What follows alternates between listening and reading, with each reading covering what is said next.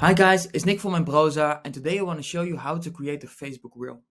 Right now I'm in my campaign and I see the already made content right here.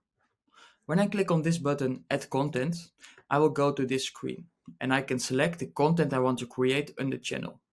So if I want to make a Facebook reel, I select Facebook Reels. I can put in the name here, I will call it test and select the file. The file you can select from the file library you've already uploaded or you can upload new files. I've already uploaded the file, so I will select this one. It automatically drops in here. I can type my own text or generate the text by AI.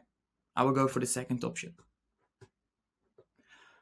The availability you can set here with start and end date. I will put it in the summer.